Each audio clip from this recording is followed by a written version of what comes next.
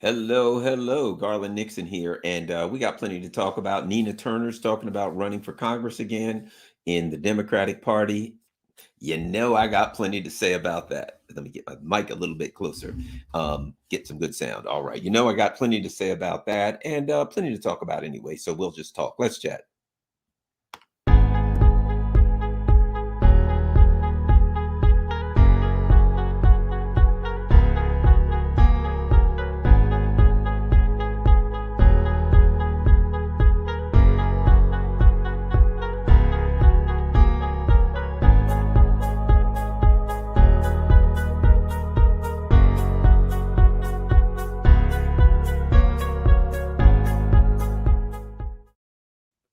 Hello, hello.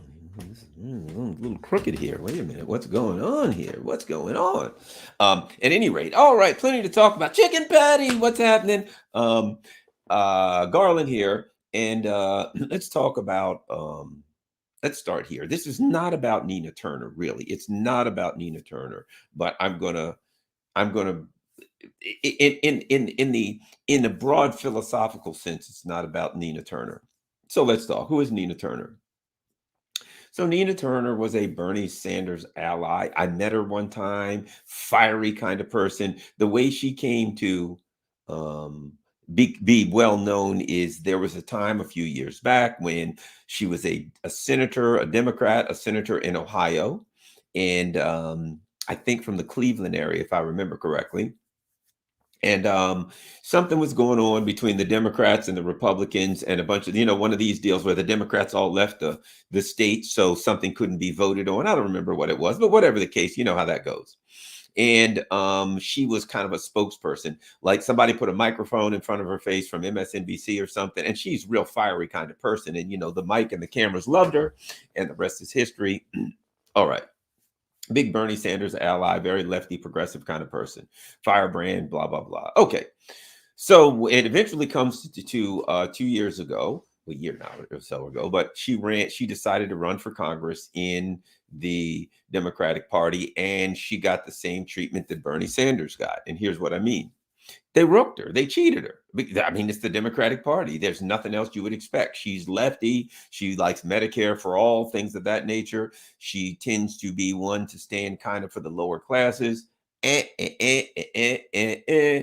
is not a puppet for the billionaires. No place for her in the criminal enterprise organization known as the Democratic Party. So what did they do? She was up by like 20 or 30 points, really, like weeks before the election. The usual, Obama and his team, they start working the phones, they get super PACs, and I don't trust the final count anyway, but they got machines in Ohio. Bottom line, she's like 30 points up 2 weeks before the election. What do you know? Mysteriously, she loses to somebody named Chantel Brown, who was handpicked by the oligarch owned puppets that run the Democratic Party. Okay, that, to anyone who knows anything about politics in America today, that should not be shocking, right? Okay, so what happens?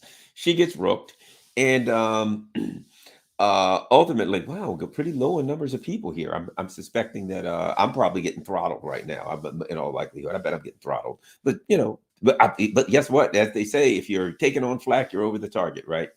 But at any rate, so let's go on to what happens and what my issue is now. So, in looking at it now, I have to ask myself, Nina Turner has announced she's running for Congress again as a Democrat. And I got to ask myself, what the hell is the point of that? The only thing I can think that would be the point of her doing that is if she wants to run for president in 2 years and she's getting her name out there. But even then, that would mean she was running as a Democrat. Now, I don't know about, I'm just going to talk to Nina for a second. Did you notice what they did to Bernie Sanders in 2016? Did you notice what they did to Bernie Sanders in 2020? 2020. Did you notice what they did to you in 2020? If you are honest with us and honest with yourself, you will notice an obvious pattern, and the pattern is this: the Democratic Party is a criminal organization, and they're not going to allow somebody in who would even consider thinking about the working poor or the working class or the middle class, any of that stuff. Forget it. If you're thinking about that, you are out the door. They are going to cheat you. And here's the other thing I got to say to Nina. And this is a problem I got. If they cheat you, you're supposed to say, hey, I've been had. But like Bernie, and this is a problem I have. And again, I like Bernie. I don't dislike Bernie. I got issues with Bernie, but I don't hate Bernie's guts or nothing like some people. I got a lot of issues with him. But after somebody cheats you, you're supposed to say, I've been cheated. What Nina Turner did after they brought in all of this called the so-called dark money, right? She said, yes, it was the dark money. That was the dark money. The dark money took me out. And I'm thinking to myself, dark money, Nina Turner, dark money. That implies that it was an inanimate object. That's like saying there was a tool, but nobody used the tool. Well, how'd that screw come off of that carburetor?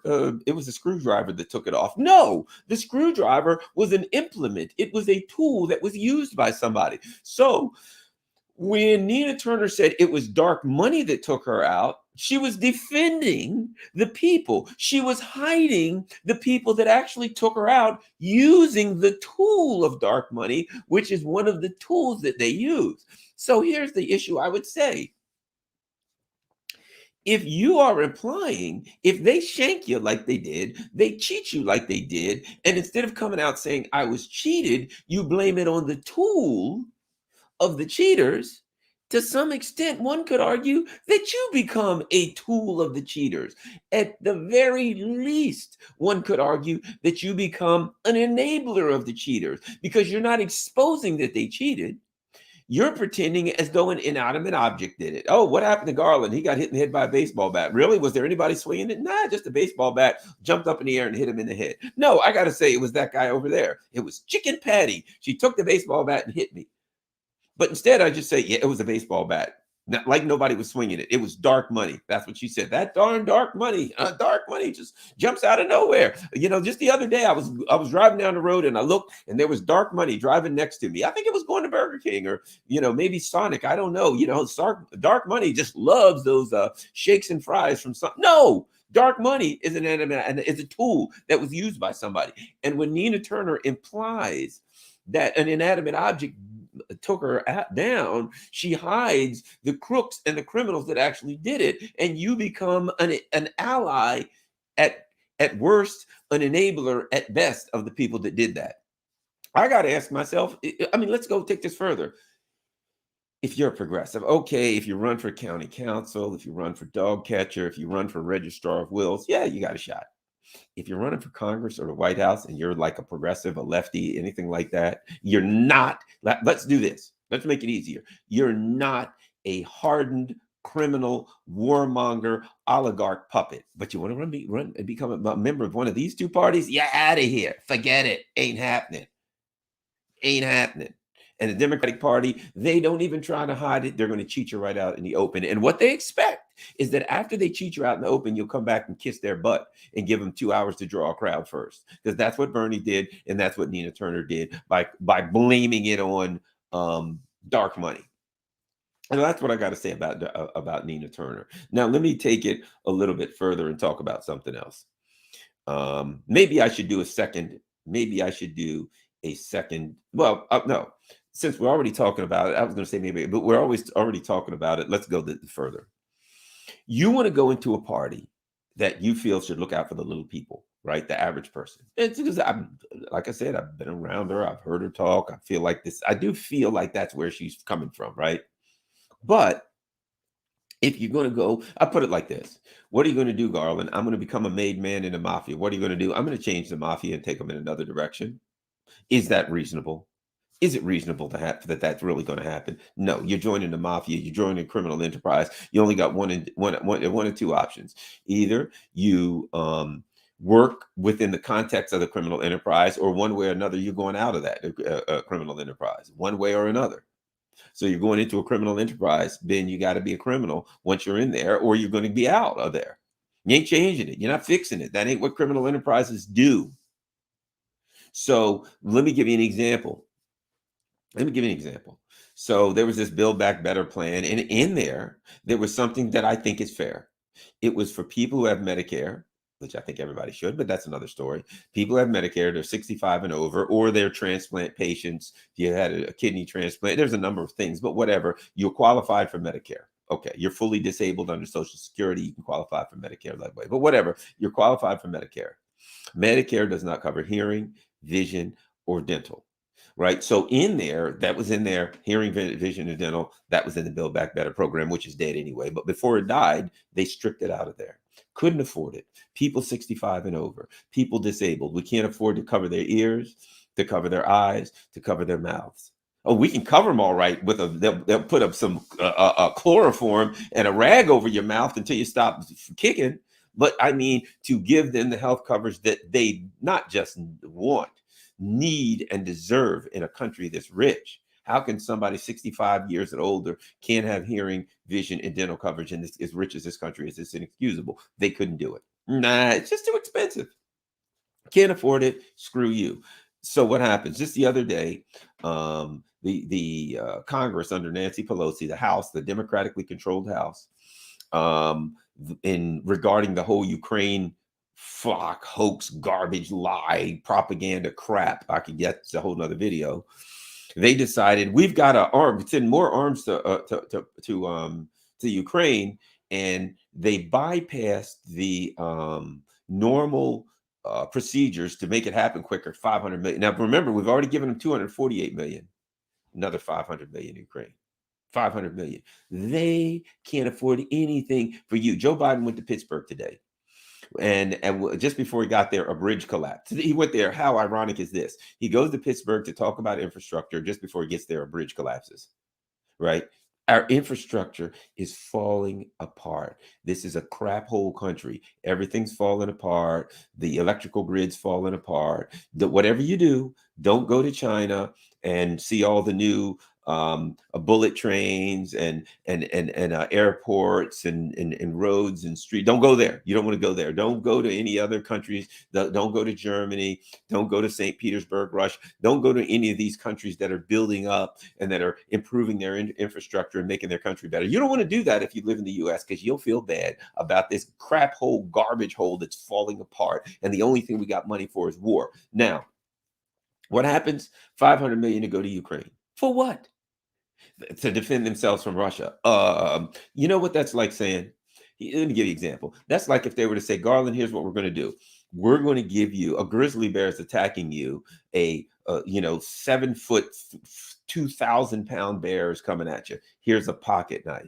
And I'm like, well, that ain't gonna do me no good. Okay, here's a whole box of pocket knives. You can't give me enough pocket knives that I can defend myself from this grizzly bear. I'm going to be eaten, and he's going to use those pocket knives as toothpicks to pick the less parts of me out of his tooth. That's the equivalent of trying to give Ukraine a military equipment to defend themselves from Russia. They would be flattened in hours. It is a joke to think that Ukraine could stand up for 5 seconds against the second most powerful military in the world. They would be turned to rubble. It is money laundering. We're pretending that we're sending money to Ukraine to defend themselves. Instead, free, that we're sending military hardware free. In reality, we're taking our money out of the national treasury, we're giving it to Raytheon, and we're sending a bunch of missiles for what purpose other than they're just nothing there. If the Russians were to attack, which they're not going to, that was all propaganda. But if they were, what would those missiles be? More rubble to be blown up by Russian artillery and missiles? It wouldn't last for 5 seconds. Hours. This thing would be the best bet for the Ukrainians would be look for white, take your t-shirt off and put it on the end of a post and stick it up. That would be your only hope of survival if you're a Ukrainian soldier and the Russian military comes in. You're done. So in reality, we're fooling the American people. We're spending $500 million to go to Raytheon. We're sending this crap over there for no reason. For all I know, they might not even be sending it. They may be just, here's the bottom line. Why bother? Just give the money to Raytheon. Don't even send the stuff over there. Why bother when you know it's just that nothing? A, you know Russia's not going to attack, and B, you know if they did, it would be turned to rubble and blown up with everything else. So what would really be the point of it? But here's my point. I get back to it. They don't have money for child care. They don't have money for dental. vision, and hearing for seniors. But don't let somebody bring up a war. Hey, there may be a war on Russia's border. Hey, whoa, bypass everything. We got to get $500 million to go. Roads collapsing, grid going to holy hell. The country's falling apart, and they got nothing. But if the people who are holding fundraisers for them in Raytheon and Lockheed Martin need another $500 million, they can't get it fast enough. Do you hear Joe Manchin and Mitch McConnell and all of those? Who's going to pay for it? No, they're not asking those questions when it comes to war. You're going to pay for it. And that's why we're going to go into recession. That's why we're going to suffer. 20% of Americans lost their entire life savings during the pandemic. The billionaires quadrupled theirs, got richer than any human beings in the history of the world. And Nina Turner thinks that she's going to either one of these two parties, A, that they're going to let her in the door, and B, that if they did, they'd let her change something. She is dreaming, but it's okay to dream. Nina, I don't dislike Nina. I like Nina Turner. She's a nice person. She's either a sucker or a dupe, or she's going along with it. I don't know which one it is. If she thinks she has a chance, she's a dupe. But maybe she's smart. Maybe she's doing this to get her name out there so she can run for Congress and so she can challenge Joe Biden from the left. But here's the thing about it. If they're going to shaft you and cheat you in Congress, what the hell do you think they're going to do when you run for president? I don't know. Ask Bernie Sanders. I think we can figure that out. At any rate, oh wow, we're up to 22 people. It's a cold and frightening night, but luckily I've got my friends out and we're talking. So that's about it. I'll end up by saying this. I need to do a whole nother video on this, but maybe tomorrow. And that is, once again, weapons of mass destruction, my friends. I always say, I cannot believe that people didn't learn. After weapons of mass destruction, I decided I will never believe these people again. For the last several weeks, every day, Russia's going to invade Ukraine. Russia's going to invade Ukraine any second, any minute, any time now. And what was interesting was people were like to Russia, hey, you're going to invade Ukraine? And Russia was like, no, what are you talking about? We ain't invading nobody. Any second, CNN, MSNBC, Fox, any second now, the Russians are coming across the border. And they're like, hey, Russians are going to invade Ukraine. And they're like, why would we invade Ukraine? What are you talking about? And the Russians even said, we don't want war on our border. What do we want to war on our border for? No, we're not invading anybody. We ain't attacking anybody. It's not who we are. It's not what we do. But 24 hours a day on the mainstream news, the people who brought you weapons of mass destruction, the people who brought you Russiagate, the people who brought you lie after lie after lie after lie. What shocks me is not that these liars continue to lie, because that's what they do. That's who they are. That's all they do. It's that there are American people. This is what shocks me. I don't know about you. There are American people who can be lied to, who can be conned 100 times in a row. And the 101st time when the con artist comes to them, well, let's see, it was Syria, it was Venezuela, Juan Guaido. What's the con this time? Oh yeah, the Russians again. We're going back to that con. Yeah, the Russians are about to invade Ukraine. And that people won't be like, seems to me I've heard this song before. No, I don't believe you. That's me. But we got a lot of Americans that'll be like, hey, what's the con today? What's the con of the day? Well, the con of the day is Russia's going to attack Ukraine. Hey, I'll bite. I don't understand Americans. I don't understand our people. I don't understand how can we be such chumps that a government that lies to us nonstop year after year, over and over and over, that Americans are enough chumps that the news knows. All they have to do is put it on the news cycle. All they got to do is tell Americans 24 hours a day, 7 days a week, that Russia's going to invade Ukraine. I don't care. The president of Ukraine, they ask him, he's like, no, this is ridiculous. You're destroying our economy. There's a run on the banks. People are panicking in the streets of Ukraine. And he's like, no, we don't see that. The Ukrainian generals, no, we don't see that. He's come out and said, you're destroying our country. And our country's falling apart because the West is telling everybody that the Russians are going to invade. The Russians aren't going to invade. Think about that. The U.S. is telling their people on the news 24/7, that the Russians are going to invade Ukraine, and the Ukrainian president saying, "Would you stop already? You're wiping my country out." Might I add, any day now, Ukraine's going to default anyway. It's broke. The United States overthrew the country, took over the government, and guess what? They ran their government in the same way they run ours, and you know what's going to happen. The Ukrainian government is about to default. It is broke. It is the poorest country in Europe. You know why? Because it's run by the US government, because it's a puppet of the US government, and here's the difference. They can't print money. The United States can print money. So as they botch our economy and destroy it to hell, they just print more money. The Ukrainians can't do that. And so they're screwed. And you know what? That's just the way it is. All right. Thanks a lot. At Garland Nixon on Twitter, Garland.Nixon on Instagram, just plain old Garland Nixon on Facebook. And look, let me grab up a thing here and see. There's some people. Hey, Katie Sabin, she's a good friend. Katie says, I like Nina, but she can't change the party. Exactly, Nina. Exactly, Katie. You know what the deal is. You know what time it is. It's a joke. Let's see what Chicken Patty says. She says, China won't allow attack now. Olympics start next week. Yeah. You know what? Watch out for the neocons, because they want to do something to up in the Chinese Olympics. So the neocons are going to try something. Let's see who else we got. Camilla V says, Garland, I would love to hear your commentary on the truckers' protest convoy in Canada, now spreading to other countries. Well, I'm glad you brought that up. I will talk about that briefly.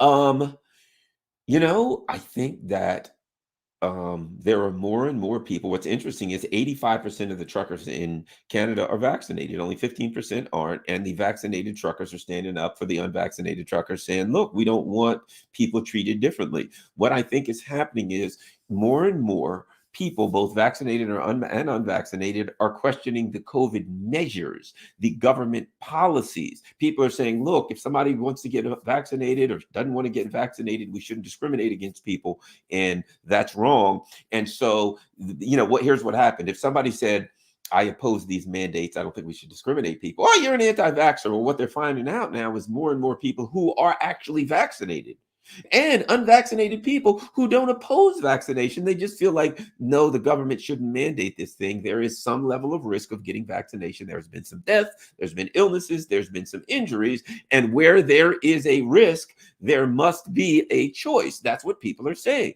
So more and more, you've got people who are waking up to the fact that it is okay to challenge and to question government policies, and that when you don't agree with a policy, it's sometimes you got to push back. And I think that's what's going on, and I think it's a good thing. I do feel like it's the right thing to do, to push back against the policies. Let's see, we got anybody else? Anything else? I think it looks like that's it. We talked about the truckers. I think that's about it. I don't see any other questions. Camilla says, yes, I am vaccinated and I agree. Bottom line, to me, it's not about that. People have a right. That's a couple of things, I think. People have a right to a medical decision. I had surgery a couple of years ago, busted my ankle up playing basketball, and I had surgery a few years ago. When I went in to have surgery and they were going to put me out, they brought in some papers for me to sign. And the papers were like, look, you're going to be under anesthetic. There have been people who have had problems from anesthetic, these anesthetics. There's a certain amount of risk involved. You have to sign off on this. You can make a choice as to whether or not you want to take the surgery or take the anesthetic. Of course, I signed off and I took the surgery. I understood there was risk, right? That's fine. It's a decision. And if it had went bad and something happened, I signed off on that. That was the decision I made to get the surgery. It was a decision I made. I was responsible for. I was willing to take the risk. Okay. Well, what's different about a vaccination? Wherein, in this instance, it is a vaccination, and it is a treatment, that will allegedly, supposedly lessen the symptoms. We are seeing with Omicron that it doesn't seem to be slowing Omicron up. I personally know numerous people who had vaccines and boosters who still caught Omicron. It appears to me that And Pfizer knows it because they're trying to create a new vaccine for Omicron. But even then, if somebody wants to take it, I think they're fine. If you want to take it, you should. And if you don't want to take it, you shouldn't. As with anything, I'm a pescatarian. I eat fish. I don't eat meat. But I'm not opposed to people. If you want to eat a friggin' steak, it's your life. I don't eat it, but I'm not telling you what. I don't smoke. I'm not saying to people, well, we've got to stop cigarettes. Hey, I don't think it's a good idea to smoke, but it's your life. You can do what you want. We only got a certain amount of time. Some people enjoy a good cigar every now and then and a shot of bourbon. I don't drink. There's certain things I don't do. Right. I'm very big on health. I juice and things like that. And I feel like when I got the Omicron, my symptoms were very mild, extremely mild. And I felt as though the things that I do to strengthen my immune system help me out. Well, that's my view of life. Everybody doesn't have to have a view of life like me, but I don't think people should be forced ever into medical decisions, against their will, where there's going to be coercive. You're going to get fired. You can't do your job, blah, blah, blah, unless there is a legitimate reason for it. And we can show that, still, I'm opposed to those kind of mandates. But I mean, let's say you can show like smallpox. You take the shot, you're not going to catch smallpox. Okay, well, then you got something to argue there. That ain't the case here. So it makes it harder for me. And furthermore, let me add this, to see people who worked, they were nurses, they were policemen, they were firemen, they were, you name it. They worked throughout this thing. They took risks. They were there when people were in the house on their stinking keyboards. They were running around picking up sick people and treating sick people. And now all of a sudden you're going to fire them. They go from hero to zero. I think that is morally incomprehensible to me, that you're going to fire some nurse that when they went down the road before, people were banging on pots and pans. Yay, look at the heroes out there. They're the frontline people to keep us safe, blah, blah, blah. And now a year later, fire these maggots because they won't do what they're told. I think that is so morally wrong that I can't put words in it. At any rate, let's see what else here. What's it say? Normies don't buy the race baiting. They had to try another way. Now it's vax versus anti-vax. Yeah, well, the bottom line is, and so there's always, we got to get people against each other. We got to get people fighting against each other. It's sad. It's a sad, pathetic thing. But the bottom line is, to me, it's just wrong to fire people. You know what I'll say? Let me say this about it. What it really is economic sanctions. Isn't that what we do to countries around the world? We do that to the poorest countries around the world. We'll put economic sanctions around them and starve them and make sure they can't get medicine and food and all those kind of things. We'll use the most draconian kind of heartless, psychopathic coercion to try to force countries to allow us to take over the country so we can steal their resources. And now, the old war on terror and sanctions have turned inward. And now what are we saying to people? Do you, policeman, fireman, nurse, whoever the case may be, trucker, we're going to put dire economic sanctions against you unless you do what we want. That's the problem with an empire. That's the problem with going around the world doing all these terrible things to countries. I oppose it. And you got people that have been in favor of it. I oppose it. And now it's coming home. Now we're doing economic sanctions and coercion on our own people. What we do to them has now come home, and they're doing it here. And the chickens always come home to roost, right, Chicken Patty? All right, thank you very much, everybody. Appreciate your call. Have taken the time out to watch at Garland Nixon on Twitter, Garland.Nixon on Instagram, garlandin@gmail.com, and just plain old Garland Nixon on Facebook. Peace. I'm out.